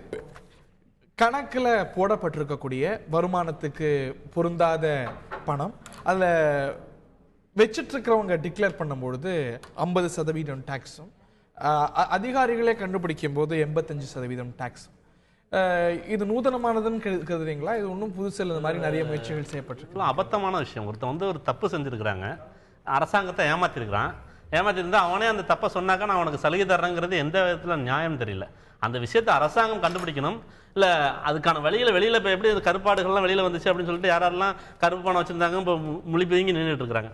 அப்போ இவன்ட்ட இந்த பணம் இருக்குது, இவன் வந்து அரசாங்கத்தை ஏற்றிருக்கிறான், வரி கட்டலை அப்படின்னு தெரியும் போது நீங்கள் எதுக்கு அவங்களுக்கு ஏன் சலுகை காட்டுறீங்க 50% அப்படிங்கிறது? இல்லாட்டி பலது வராமலேயே கணக்குக்கு வராமலேயே போகும். இதனால அரசுக்கும் பயன். இதுல வரக்கூடிய இந்த ஒரு தண்டமா விதிக்கக்கூடிய பணத்தை, வரியா விதிக்கக்கூடிய பணத்தை, மக்கள் பணத்தை கொள்ளை அடிக்கிறாங்க, திருடுறாங்க, கொலை செய்யறாங்க அப்படின்னாக்கா நீ ஒத்துக்கிட்டாக்க உனக்கு சலுகை அப்படின்னு சொல்றது மாதிரி இருக்குது. இந்த மாதிரி நீங்க வந்து பொருளாதாரத்துல நீங்க அதோட நீங்க கம்பேர் பண்றீங்கன்னா ஒரு தப்பு செஞ்சிருக்காங்க, அந்த தப்புக்கு தண்டனை தான் நீங்க கொடுக்கணும். இந்த மாதிரியான அம்னஸ்டியோ இது மாதிரி சிஸ்டத்துக்குள்ள கொண்டு வரதோ இது புதுசா நடக்கக்கூடிய விஷயம். கருப்பு வெள்ளையா கொண்டு வரதுக்கும் இது வந்து அவங்களுக்கு அபராதமும் விதிச்சு அந்த பணத்தை அதுல ஒரு பகுதியை மக்கள் பணத்துக்காக, மக்கள் பணிக்காக செய்யறதும் புதுசு இல்லையே. நீ அவங்க தப்பு செய்யறவங்களுக்கு என்னதான் இருக்கு? இப்ப தப்பு செஞ்சிருக்காங்க, இப்ப வந்து வரி ஏற்றிருக்காங்க, இவ்வளவு நாள் வந்து வரி ஏற்றிருக்காங்க, இப்ப அவங்களுக்கு என்னதான் தண்டனை? நீங்க அப்புறம் இன்கம் டாக்ஸ்ல நீங்க வந்து நடவடிக்கை எடுக்கிறீங்க, அந்த நடவடிக்கை இந்த நடவடிக்கை எல்லா நடவடிக்கைன்னு சொல்றீங்க. அப்புறம் அவங்க வந்து எந்த விதமான அது இல்லாம அவங்க கொள்ளையடிச்ச பணத்துல 50% அவங்க பணம் பெரும்பகுதி தானே கொண்டு போறாங்க. இல்லாட்டி அவங்க அழிக்க கூட கண்டுபிடிச்சா என்ன பண்ணுவாங்க? காவல்துறையில அங்க போகும், நீதிமன்றம் போகும், ஒன்னு நிரூபிச்சாக்க சிறைக்கு போகணும்ல. ஏன் வந்து நீங்க சலுகை கொடுக்குறீங்க? அப்ப நீங்க இருக்கிற சட்டத்தை வச்சு கண்டுபிடிங்க. அதுதானே அரசாங்கத்தினுடைய வேலை. என்ன அதுக்கான அரசாங்கம் வந்து சட்ட ஒழுங்கு பார்க்கணும். அதாவது சிவ இளங்கோ சொல்லுகிற ஒரு விஷயத்தில் நான் உடன்படுகிறேன். என்னன்னா, இந்த விடிஎஸ்னு ஒரு சிஸ்டம் தான் முதல்ல ஒரு கரப்டட் சிஸ்டம் தோணும். வாலண்டியர் டிஸ்க்ளோசர் சிஸ்டம் அப்படின்னு சொல்லி அது எப்போ அறிவிச்சாங்களோ அதுக்கு பிறகு என்னன்னா, நம்ம பணத்தை சேர்ப்போம், விடிஎஸ்னு ஒரு ஃபைனான்ஸ் மினிஸ்டர் என்னைக்காவது அறிவிப்பார், அப்போ நம்ம கொடுத்துக்கலாம். இதைத்தான் நாம் என்ன சொல்லுகிறோம் என்றால், ஆரம்பத்தில் இருந்தே நீங்க வந்து இந்த மாதிரி ஏமாத்தினா கண்டுபிடிச்சு அவங்கள பனிஷ் பண்ணணும். கொடுத்தாலும் பனிஷ்மெண்ட்ங்கிற லெவல்ல இருந்தா தான் கருப்பு பணத்தை கொடுத்தாலும் பனிஷ் பண்ணணும். அப்படின்னா வெளியே வரமாட்டான்ல, நீ கண்டுபிடிங்க. உங்ககிட்ட இன்ஸ்டிடியூஷன்ஸ் இருக்கு சார். ஃபைனான்சியலா நீங்க வந்து 4 டிபார்ட்மெண்ட் இருக்கு. ஆர்பிஐ கையில் இருக்குது, என்ஃபோர்ஸ்மெண்ட் இருக்குது, ஃபைனான்ஸ் டிபார்ட்மெண்ட் இருக்குது, ஐடி ரெவன்யூ இன்டெலிஜென்ஸ் இருக்குது. இத்தனை இருக்குது சார். கண்டிப்பாக உங்களுக்கு தெரியாமலாம் இருக்காது. ஏன்னா இந்த கருப்பு பணத்தை பிரதமர் நரேந்திர மோடி அவர்கள் நினைக்கக்கூடிய அளவில் கோடிக்கணக்கில் குவித்து வைத்திருப்பவர்கள் யார் என்பது நிச்சயமாக பாரத பிரதமரின் கீழ் இயங்கக்கூடிய 4 டிபார்ட்மெண்ட்ல கண்டிப்பா தெரிஞ்சிருக்கும். இருக்கக்கூடிய இன்ஃப்ராஸ்ட்ரக்சர்ல ரேண்டமா ஏதாவது பண்ண முடியுமே தவிர எல்லாத்தையும் இல்ல சார். இந்த ஒரு இடத்துல நான் கான்ட்ரோவர்சியல் ஆகிறேன். கண்டிப்பா நான் சொல்றேன், ஒரு குறைஞ்சபட்சம் ஒரு 1000 பேர் தான் சார் இந்த கருப்பு பணம் அப்படிங்கிறது. நான் பார்த்த வரைக்கும் இதுவரைக்கும் நான் படித்த விவரங்களின்படி ஒரு 1000 பேரை நீங்க டைட் பண்ணீங்கன்னா மோடி அவர்கள் என்ன நினைக்கிறார்களோ அந்த பணத்தை அப்படியே உள்ள கொண்டு முடியும். அதை விட்டு அந்த கருப்பு பணம் அந்த 1000 பேர் சார், 1000 பேர் தான் சார். 1000 பேர் நீங்க புடிச்சீங்கன்னா நான் சொல்றேன், கருப்பு பணத்துல 80% உள்ள வருது சார். 20% 1000 பேர் வந்து எனக்கு நான் கன்ஃபர்மேஷன் இல்லாம, அதாவது 1000 பேருக்குள் இருக்கிறதுங்கிறது கன்ஃபர்ம், அது இல்லாமல் வந்து நான் வந்து பேரை சொல்ல முடியாதுல்ல, அது தவறா போயிடும். அது நம்ம செய்யக்கூடாது. ஆனால் நிச்சயமாக சொல்லுகிறேன், நீங்கள் மனச்சாட்சி உள்ள யார்கிட்டையும் கேளுங்க, ஒரு 1000 பேர் தான் சார் இந்த கருப்பு பணத்தில். நான் சொல்றது மிக பெரிய அளவு, ஒரு 10 கோடி 5 கோடி வேற விஷயம். இது சிஸ்டமிக்கா கணக்குல வரணுமா பிளாக்கா ஒயிட்டா அப்படின்னு கேட்கக்கூடிய கலாச்சாரம் எவ்வளவு இடங்கள் இருக்கு நம்ம பாக்குறோம். சாதாரண மனுஷன் வரைக்கும் வந்துருச்சு சார். அதுதான் சொல்றேன். அப்படி இருக்கும்போது வெறும் 1000 சொல்ல முடியுமா? இல்ல அதாவது நான் என்ன சொல்ல வரேன் சார், இப்போ 1000 ஒரு உதாரணம் சொல்றேன். 1000 யூனிட் இருக்கு. 1000 யூனிட் வந்து பிளாக் மணி. இப்ப இதுல ஒரு 20 யூனிட் தான் சார் நம்ம சொல்ற இந்த ரியல் எஸ்டேட் இந்த இவங்க கிட்ட கிடக்குது. மீதி ஒரு 80 யூனிட் வந்து யாருக்கிட்ட இருக்குன்னா இந்த 10 100 அந்த நான் சொல்றேன் இந்த 1000 பேர், இந்த 1000 பேர்கிட்ட தான் அந்த கருப்பு பணம் இருக்கு. நீங்க புடிச்சீங்கன்னா அதெல்லாம் வந்து மோடி சாருக்கெல்லாம் சொல்லிக் கொடுக்க வேண்டிய அவசியம் இல்லை. லிஸ்ட் எல்லாம் கையில இருக்கும் சார். ஆனால் இது அவர் வேற ஏதோ ஒரு நோக்கத்தில் இத்தனை கோடி மக்களை போட்டு வதைக்க வேண்டிய அவசியம் இல்லை. நீங்க உங்களால ப்ரூவ் பண்ண முடிஞ்சா ப்ரூவ் பண்ணுங்க. யார் வேணாலும் நீங்க இந்த மாதிரி மாதிரி வெளிநாடுகள்ல இருந்து கொண்டாடலாம்ல, வெளிநாடுகள்ல இருந்து கொண்டாடலாம்ல. I want to support it. Prove பண்ண முடிஞ்சா ப்ரூவ் பண்ணுங்க. நான் சொல்றேன் பாருங்க. தொடர் விமர்சனம் வச்சிருக்காங்க. அவர் பதில் சொல்றதா சரியா இருக்கும். நான் அடுத்து உங்கள்கிட்ட வரேன். திருராகம். அதாவதுங்க, இது வந்து கருப்பு பணம் ஃபேக் கரன்சி எல்லாத்துக்குமான விஷயம் தான். அதே மாதிரி சிஸ்டம்குள்ளே கொண்டு வரணும். இது மல்டிபிள் ஒரு இதை வச்சு ஒரு அப்ஜெக்டிவில் தான் இது வந்து கொண்டு வந்திருக்கு இந்த மாதிரி சிஸ்டம். அது அப்படி சொல்லும் பொழுது இதில் வந்து ஒரு நல்ல நோக்கத்தோடு கொண்டு வந்திருக்காங்கிறது மக்கள் 76% மக்கள் நம்புறாங்கன்ற. அதனால தான் இவங்க போராட்டம்லாம் ஒரு சாதாரணமாக போராட்டமாக மாற்றிட்டாங்க. அவங்க இன்னைக்கு மக்கள் இதுக்கு ஆதரவு கொடுத்துருக்குறாங்க. நான் என்ன சொல்கிறேன், பிரைம் மினிஸ்டர் சில சங்கடங்கள் இருக்கும்னு சொன்னார். அதுதான் அந்த 26% நீங்கள் சொல்கிற சங்கடங்கள் இருக்கு. எல்லாரும் பிரைம் மினிஸ்டர் லெவல் எல்லாரும் தானே ஒத்துக்கிறாங்க அந்த விஷயத்தை. 76% கூட சங்கடத்தை ஏத்துக்கிறாங்களே தவிர ஒரு நோக்கத்தை பார்க்கறாங்க. நோக்கத்தை வந்து ஒரு நம்பிக்கையோட பார்க்கறாங்க. அப்புறம் எத்தனை பிரதமருக்கு எக்ஸாக்ட்லி எத்தனை பிரதமருக்கு அது மாதிரி இருக்கு.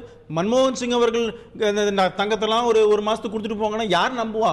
நம்புறதுக்கு ஒரு தலைமை வேணும். அதுக்கு ஒரு ஆளுமை மிக்க ஒரு தலைவன் இருக்கணும். அந்த தலைவன் சொன்னா இவன் உண்மையிலே செய்வாங்கன்ற நம்பிக்கை மக்களுக்கு இருந்தால் அது நடக்கும். இன்னைக்கு சார் இந்த அளவுக்கு இருக்கு. 20 நாளுக்கு மேல ஆயிடுச்சு. என்ன பிரச்சனை வந்தது? டாக்டர் மன்மோகன் சிங் உடைய பல பொருளாதார நடவடிக்கைகளுக்கு எனக்கு நான் என்ன சொல்றேன், திரு மன்மோகன் சிங் தனிப்பட்ட முறையை பற்றி அவரை பத்தி பேசலங்க. அவர் நல்லவராக வந்துட்டு போட்டோம். ஆனா அவருடைய ஆட்சியில தான் இத்தனை ஊழல்கள் வந்தது. ஏன்னா கோல் கேட்டா இருந்தாலும் ஆரம்பிச்சு எல்லாம் 2G நான் மறுக்கல. ஐ டு அக்ரி. ஆனால் 2G விஷயத்துல இருக்கட்டும், கோல்கேட்டும் மக்கள் என்ன நினைச்சா இவங்க பண்ணிருப்பாங்கன்னு நினைச்சா உங்களுக்கு வந்து பெனிஃபிட் அவுட் மன்மோகன் சிங் கொடுக்கவே இல்லையே. மக்கள் வந்து இல்லப்பா மன்மோகன் சிங் அப்படிலாம் இல்லன்னு கேட்கலையே. அந்த மக்கள்கிட்ட நாம பிரச்சாரம் கொடுக்கும் போது எதிர்கட்சிகள் இதை எடுக்கும் பொழுது மக்கள் உண்மையிலே இருக்கும் தானே சொன்னா. நான் யாருமே நான் என்ன சொல்றேன்,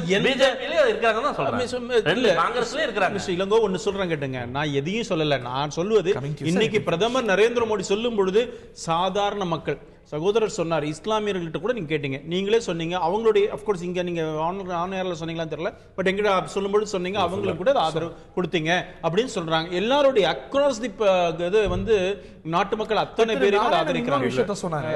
அதான் அடுத்து உங்கள்கிட்ட வரேன். இது வந்து ஒரு விஷயம் அக்கவுண்ட் ஆகுது அப்படினாலே கருப்பு பணம் வந்து வெள்ளை ஆயிடுச்சு அப்படின்னு அர்த்தம் இல்லை. எக்ஸாக்ட்லி. இது வந்து எல்லாமே வெளி கொண்டு வந்துருச்சு, எல்லாரும் கையும் களவுமா மாட்டிட்டாங்கன்னு இல்ல. அதுல so what is a great deal? Correct தான் மிஸ்டர் ஹரி. நான் என்ன சொல்றேன், இத்தனை ரூபாய்க்கு மேல 2 லட்சம் ரூபாய்க்கு மேல இருந்ததுன்னா இப்ப என்ன பண்றாங்க, இன்கம் டாக்ஸ் உங்களுக்கு நோட்டீஸ் அனுப்புறாங்க, இவ்வளவு பணம் வந்திருக்கு, 3 லட்சம் ரூபாய் இருக்கு, இதுக்கு கணக்கு சொல்லிட்டு போன்னு சொல்றாங்க. அவ்வளவுதானே. கணக்கு சொன்னா கருப்பு ஒயிட் ஆக போகுது, இல்லைன்னா கருப்பாவே போகுது, இல்லாட்டி அவங்க பேர்ல ஆக்ஷன் எடுக்க போறாங்க. வாலண்டரி டிஸ்க்ளோசர் ஸ்கீம்லாம் சொல்றாங்க. இது கடந்த காலங்களில் பல முறை நடந்தது. ஃபைனுங்கிறது ஒரு ப்ரொவிஷன் இருக்கு இல்ல, இன்கம் டாக்ஸ்ல இருக்கிற ப்ரொவிஷன் இப்படிதானே ப்ரொவிஷன் நீங்க கொடுத்தீங்க. நீங்க உங்க வெளிநாட்டு கருப்பு பணத்தை இது பண்றதுக்கு இந்த விண்டோ, உள்நாட்டு கருப்பு பணத்தை டிஸ்க்ளோஸ் பண்றதுக்கு விண்டோ, அதுல எந்த அளவுக்கு உங்களால கொண்டு வர முடிஞ்சது? இல்லையே 65,000 crore இந்த வாட்டி வாலண்டரி நீங்க என்ன டிஸ்க்ளோசர் சொன்னீங்க? ஸ்கீம்ல பல லட்சம் கோடி வெளிநாட்டுல இருக்கு. நீங்க லட்சம் போடுவான்னு போய் சொன்னாங்க. இருங்க, நான் அதுக்கு வந்து எக்ஸ்பிளைன் பண்றேன். AB Singh former CBI director டெல்லியில நடந்த இன்டர்போல் மீட்டிங்ல பேசும்பொழுது, அது யூபிஏ கவர்மெண்ட்ல இருக்கும்பொழுது அவர் தான் டைரக்டர். அவர் சொன்னாரு, எங்க கிட்ட இருக்கிற இன்ஃபர்மேஷன் படி வெளிநாட்டுல 75 லட்சம் கோடி பணம் இருக்கு பிளாக் மணின்னு சொன்னது அவர். பிரைம் மினிஸ்டர் நரேந்திர மோடி அப்ப எங்களோட கேண்டிடேட் பேசும்போது ஒரு இடத்துல சொன்னார், இந்த மாதிரி சொல்றாங்க, அவ்வளவு பணம் இருக்கும் என்று சொன்னால் ஒவ்வொருத்தருக்கும் பல லட்சம் கணக்குல வரலாம் தான் அவர் சொன்னாரே தவிர எங்களுக்கு எப்படி தெரியும் எவ்வளவு பேர் எவ்வளவு இருக்குன்னு? அப்ப கவர்மெண்ட் நீங்க இருந்தீங்க, அத்வானி கூட சொன்னாங்க இவ்வளவு லட்சம். எஸ், இதெல்லாம் இந்த ஃபிகர் தானே. அதுக்கு தான் சார் நான் சொல்றேன், வெளியில எல்லா வேலையும் பண்ணிட்டு தான் உள்ள இறங்கி இருக்காரு. பிளாக் மணி டிரான்சாக்ஷன் 50 நாடுகளோட டபுள் டாக்ஸேஷன் அவாய்டன்ஸ் அக்ரிமெண்ட் போட்டுருக்கோம். பி நோட் பார்ட்டிசிபேட் நோட்ல எவ்வளவு ரெஸ்ட்ரிக்ஷன் கொண்டு வந்தாச்சு, இதெல்லாம் கொண்டு வந்த அப்புறம் தான் இங்க இறங்கி இருக்க உள்ள. It is only natural. நான் 3 பேர் எதிர்க்கும்போது அந்த விமர்சனங்களுக்கு அவர் பதில் சொல்றாங்க. கடந்த காலங்களில் நாங்களும் ஆளுங்கட்சியா இருந்தோம். அப்போ வந்து ஒவ்வொருத்தர் பேசி முடித்த உடனே எங்களுக்கு பதில் சொல்லக்கூடிய வாய்ப்பு இல்லைங்கிறதை நான் நினைவுபடுத்த விரும்புகிறேன். I hope you understand the difference. That anyway, coming back, 2 விஷயம் சொன்னாரு. மோடி ஜி மேல ஒரு பெரிய நம்பிக்கையோட இந்த நாட்டு மக்கள் ஓட்டளித்தார்கள்ன்றதுல எந்த விதமான கருத்து வேறுபாடு இருக்க முடியாது. நானே சொல்றேனே, எங்க கட்சியும் நானும் அன்றைக்கு நிச்சயமா தெளிவாக சொன்னேன். என்னை வந்து பிஜேபிக்காரர்கள் பல பேர் அன்றைக்கு பாராட்டினாங்க, மாற்று கட்சி இருந்தான். இன்னைக்கு அவங்க நான் சொல்கின்ற உண்மையை புரிந்து கொள்வார்கள் நினைக்கிறேன். உண்மையிலேயே கருப்பு பணம் ஒழிகிறத நானும் எங்களது கட்சியும் வரவேற்கிறது. அதில் எந்த விதமான சந்தேகமும் வேண்டாம். ஆனால் இந்த கருப்பு பணம் இதில் ஒழியுமா மக்கள் இதை வந்து ஏமாத்துறாரு. மோடிஜி அவர்கள் எப்படி ஏமாற்றி பொய் சொல்லி ஆட்சிக்கு வந்தார்னு அவங்க பல முறை சொல்லியிருக்கேன். இப்பொழுது சொல்றேன், இப்பொழுது மக்களை ஏமாற்றுகின்றார். இந்த பணம் இந்த மாயாஜாலம் மூலமாக அடித்தட்டு ஏமாற்றுகிறார். இந்த வார்த்தை காரணம் சொல்றேன், ஏமாற்றுகிறார். நான் முடிச்சிடுறேன். ஏமாற்றுகிறார் ஏன் சொல்கிறேன் என்றால், நீங்கள் கல்ச்சர் காங்கிரஸ் கல்ச்சர் இல்ல ஏன் இல்ல நான் காரணம் சொல்லணும். I have to prove it. I have to prove it. அவர் வந்து உண்மையிலேயே இது வந்து கருப்பு பணம் வந்து அவர் சொன்ன மாதிரி வந்துடுச்சுன்னா நான் சொல்றது ஏமாற்று வேலை, நான் சொல்வது பொய். ஆனா இந்த கருப்பு பணம் முற்றும் அழியாமல் இருக்கும்போது, கருப்பு பணம் தொடர்ந்து கருப்பு பணமாக இருக்கும்போது, புதிதாக கொடுக்கப்பட்ட கரன்சில மறுபடியும் கருப்பு பணம் வரும்போது அவர் ஏமாற்றுகிறார் அர்த்தம். தயவு செய்து அவருக்கு நீங்க கொடுத்த அதிக நேரத்தை என்ன இன்டரப்ட் பண்ணாதீங்க. இரண்டாவது, இன்றைக்கு ஒரே ஒரு சப்ஜெக்ட் பிஜேபி ஒரே இதை மட்டும் சொல்லுங்க. பிஜேபியுடைய பொதுக்குழுவை சேர்ந்தவர், தமிழ்நாட்டு பொதுக்குழுவை சேர்ந்தவர் 963 1000 ரூபாய் நோட்டுடன் நேற்று பிடிபட்டார் என்ற செய்தி வந்திருக்கிறது. என்னுடைய கேள்வி, ஒரு வாரத்துக்கு நான் போய் எங்க வீட்டுல வேலை செய்யறவங்களுக்கு, எங்க ஆபீஸ்ல வேலை செய்யறவங்க 3 பேங்குக்கு போனேன் நேத்தி. 2 பிரைவேட் பேங்க், ஒரு பப்ளிக் செக்டர் பேங்க். 3 பேரும் எங்களுக்கு பணமே இல்லைன்னு சொல்லி அனுப்பிச்சிட்டாங்க. எங்க பணம் பேங்க்ல இருக்குது. ஆனா அவர் கையில 900 இருக்கும். ஒருத்தர் வந்து ஒரு வாரத்துக்கு 24,000 ரூபாய், அதாவது 12 நோட்டு தான் வித்ட்ரா பண்ண முடியும். வந்து 3 வாரமா இருக்கு, அவர்கிட்ட 36 நோட்டு தான் இருக்க முடியும். எப்படி ஒரு பிஜேபியோட பொதுக்குழு ஆளுகிட்ட இவ்வளவு பணம் இருக்குன்னா, அவங்க எம்பியும் எம்எல்ஏவும் மினிஸ்டரும் கேபினெட் மினிஸ்டரும் எவ்வளவு கொள்ளையடிச்சு பணத்தை வீட்டுல வச்சிருப்பாங்க பாருங்க. ஆனா பொதுமக்கள் கிட்ட நீங்க பணம் இல்ல. அர்த்தமற்ற பேச்சு இதெல்லாம். நான் என்ன சொல்றேன், அவரு மக்கள் கேக்குறாங்க, அவர் இளைஞர் அணியில பொறுப்புல இருக்கிறார், நான் இல்லைன்னு சொல்லல. அவர் அந்த இதுக்கு நான் கணக்கு கொடுக்கிறேன்னு சொல்லி கொடுக்கல. இல்ல எப்படி 960 அவருக்கு மட்டும் வந்துச்சு? அரசாங்கம் நடவடிக்கை எடுக்கணும். இதுக்கு பிஜேபிக்கு ஒரு இண்டிவிஜுவல் பண்றதுக்கு பிஜேபி சொல்ல முடியாது. அப்படி அவர் செய்திருந்தார், அவரு சட்டத்தின்படி தண்டனை கொடுத்துதான் கொடுக்கட்டும், சந்திக்கட்டும். பார்ட்டி ஒண்ணு அவருக்கு இல்ல. ஒரு கேள்விதான் மக்கள் கேட்கறாங்க, மக்கள் சார்ந்த எதிர்க்கட்சியா எனக்கு கேட்க வேண்டிய பொறுப்பு இருக்கு. ஏன் கடைசி நவம்பர் 8ஆம் தேதிக்கு அப்புறமான கணக்கு காட்டுறாங்க, முத கணக்கெல்லாம் காட்ட வேண்டியது அப்படின்னு? நீங்க அதுக்கு ஒரு முன்னுதாரணமா இருக்கலாமே, காங்கிரஸ் கட்சியினர் செய்யலாமே. நாங்க கணக்கு காட்டி ஒரு பிரயோஜனம் இல்லை. ஏன்னா எங்களுக்கு ஒண்ணும் தெரியாது, எங்களுக்கு ஒண்ணும் தெரியாது. ஆனா அவர்கள் கிட்ட ஏன் ஜனவரி மாசத்துல இருந்து ஏன் பீகார் எவ்வளவு கொள்ளையடிச்ச பணத்தை வச்சு ரியல் எஸ்டேட் பிஜேபி வாங்குறாங்கன்னு பதில் சொன்னாங்களா? அது உங்களை மாதிரி ஊடகத்துல இருக்கவங்க கேள்வி கேட்டு பதில் வாங்குறது உங்களுக்கு ஒரு பொறுப்பு இருக்கா இல்லையா? நீங்க சொல்ற வாதப்படி அவங்க அப்படி பண்ண மாட்டாங்க. அவங்க வந்து ஜனவரி மாசத்துல இருந்து கணக்காட்டல. காங்கிரஸ் எம்பிக்கள் அனைவரும் செய்வார்கள். நீங்கள் செய்ய தயாரா? நீங்க கேளுங்க. நீங்க கேட்கறது நான் இன்னைக்கு சொல்றேன், நான் வந்து எனிதிங் இவங்க எல்லாருமே சொன்னாங்க இது சேரிட்டி ஷுட் பிகின் அட் ஹோம்னு. நான் சொல்றேன் சார், இங்க பப்ளிக்கா சொல்றேன் சார், எனக்கு கருப்பு கணம் கிடையாது. இந்த ஊருக்கு வந்ததுல நான் ரியல் எஸ்டேட் மட்டும் வாங்குறேன். நான் என்ன லெட் பீப்பிள், ஐ challenge people. Congress secretary sir, நான் காங்கிரஸ் சார், நான் தான் காங்கிரஸ் பண்றேன். பெருமையோட எங்க கட்சியை ரெப்ரசன்ட் பண்றேன். இல்லங்க, இப்ப I am proud of that. I challenge IT department. எனக்கு 5 வருஷமா இன்னும் டாக்ஸ் ரிட்டர்னுக்கு பணம் வரல. நான் சொல்றேன், இன்டெகிரிட்டி மேல பலருக்கு ஒரு அசாத்திய நம்பிக்கை உண்டு, ஒரு பெரிய நம்பிக்கை உண்டு. உங்களோட credibility, you have a very good credibility. ஆனா ஒரு கட்சியா பார்க்கும்போது நாடாளுமன்ற என்ன மாதிரி எல்லாரும் இருக்காங்க. கிரெடிபிலிட்டியே இல்லாத கட்சியில எல்லாரும் இல்ல, லாமேக்க சொல்லணும் இல்ல, அப்படி அவர் சொல்லலாம். சொல்ல சொல்லுங்க. I'll be happy to see hear them say that. But the charity should begin at home. இல்ல, நீங்க அவங்க எம்பிக்களை ஜனவரில இருந்து கணக்கு கேக்குறீங்க. அவங்க எம்பிக்களை சொல்லுங்க. நீங்க கொடுங்க, அவங்க எம்பிக்கள் கொடுக்கட்டும். நீங்க நான் வந்து எங்க காங்கிரஸுக்கு ஒரு இதுவா இருந்து நான் சொல்றேன். அவங்க எம்பிக்கள் சொல்லட்டும். இந்த மாதிரி உங்க எம்பி குடிப்பீங்களான்னு கேக்குறாரு. இல்ல, சிவலங்கோட எனக்கு வந்து சொல்லிருக்கும்போது அமெரிக்க நாராயணன் வந்து சொல்லி இருந்திருக்கணும். நாங்க எங்க கட்சியினுடைய எம்பி எம்எல்ஏக்களுடைய சொத்து கணக்கு சொல்ல முடியும். நான் எம்பி இல்ல, நாங்க சொல்லல, நான் வலியுறுத்துறேன், தனிப்பட்ட முறையில் நான் வலியுறுத்துறேன்னு சொல்லி எல்லா கட்சிக்குமே அவங்களுக்கு வழி வந்தாக்கா பேசுறதும் நமக்கு வந்து இது சாதகமா இருந்தா பேசாம இருக்கிறதும் தான் இதுல இருந்து தெரியுது. ஒண்ணு. ரெண்டாவது, இவங்க வந்து ஆர்டிஐ பத்தி சொன்னார், திரு ராகவன் சொன்னார். இதுல வந்து நாங்க வந்து விவசாயிகள்லாம் அக்கௌண்டபிலிட்டி ஆகும் அப்படிங்கிற. முதல்ல நீங்க மக்களுக்காக கட்சி நடத்துறீங்க, அப்ப நீங்க ஃபர்ஸ்ட் வந்து மக்களுக்கு வந்து வெளிப்படையா இருங்க. உங்க கட்சிக்கு வரக்கூடிய அந்த நன்கொடை யார்கிட்ட இருந்து எவ்வளவு கொடுத்திருக்காங்க, அப்ப நீங்க ஆர்டிஐ கீழே வரணும் அப்படின்னு சொல்லும்போது, இது வரைக்கும் இந்த 6 தேசிய கட்சிகளும் இது வரைக்கும் பொது தகவல் அலுவலரை நியமிக்கல. எந்த கட்சியும் ஒரே விஷயம் தெரியும், ஒரே ஒரு நிமிஷம் இல்ல, திரு சிவலங்கோடு இருக்கிறதுக்கு மக்களை வந்து இருக்கணும் சொல்றாங்க. ஃபர்ஸ்ட் நீங்க இருங்க, மக்களுக்காக தான் இருக்கீங்க கட்சி. எல்லா பொலிட்டிக்கல் பார்ட்டி இன்கம் டாக்ஸ்க்கு ரிட்டர்ன் சப்மிட் பண்றோம். நான் கேக்குறது ஆர்டிஐல இருந்தா கேண்டிடேட் செலக்ஷன்லாம் நீங்க கேட்டுட்டு இருக்கீங்க. அதான் பிரச்சனை. நான் பாத்துட்டு சொல்றேன், விவசாயி சொல்றேன், நான் இன்கம் டாக்ஸ் வெளிப்படைத்தன்மை விரும்புறாங்க, கொடுக்கறமே. தகவல் உரிமை சட்டத்தை தெளிவா என்னன்னாக்கா பொது சொத்து யார் பயன்படுத்துறாங்களோ அவங்க வந்து சொல்லணும். அதுதான் நான் கேக்குறேன். நாங்க போய் ஆர்டிஐல போய் இதுல போய் இன்கம் டாக்ஸ் சொல்ல முடியுமா? தெளிவா இருக்கு, நீங்க எடுத்துக்கலாமே. நாங்க அப்படி பார்த்தா தகவல் உரிமை சட்டம் 60% எப்படி சொன்னாரு? தகவல் உரிமை சட்டம் இருக்கு. இவரு அரி எப்படி சொன்னாரு? 60% you can take. அதுக்காக தகவல் நேரம் இல்லை, மன்னிக்கணும். இன்னொரு கட்டத்தில் விரிவாக விவாதிக்க வேண்டிய ஒரு விஷயம். இன்னும் இது வந்து தொடர் விவாதமாக, தொடர் பிரச்சனையாக நாடாளுமன்றத்திலையும் மக்கள் மன்றத்திலையும் போயிட்டே இருக்கு. இதில் வந்து நரேந்திர மோடி அவர் கட்சி மட்டத்தில் நடவடிக்கை எடுத்திருக்கிறார். இது போதுமானது அல்ல, இன்னும் நிறைய செஞ்சிருக்கணும். திரு நாராயணன் சொல்றது போல இது வந்து ஒரு ஜிமிக் அப்படின்னு எதிர்கட்சிகள் விமர்சனம் செய்யறாங்க. இன்னொரு பக்கம் இது வந்து இது ஒரு நல்ல தொடக்கம், வெளிப்படைத்தன்மைக்கு கட்சி மட்டத்திலிருந்து தொடக்கங்கிற இன்னொரு பார்வை இருக்கு. இதை தாண்டி மக்கள் படும் அசௌகரியங்கள் சார்ந்த ஒரு கேள்விகளும், நோக்கம் நல்ல நோக்கம், நல்ல நீண்டகால பலன் தரும் அப்படிங்கிற இன்னொரு வாதமும் தொடர் விவாதமாக, தொடர் பிரச்சனையாக இது போய் கொண்டிருக்கிறது. இது பலன் தருமா? அடுத்த கட்டம் என்ன? அடுத்த கட்டம் நோக்கி ஒட்டுமொத்த இந்தியாவும் கியூரியாசிட்டியோடு நகர்ந்து கொண்டிருக்கிறது. நிகழ்ச்சியில் பங்குகொண்ட விருந்தினர்கள் அனைவருக்கும், பார்த்த நேயர்களுக்கும் நன்றி.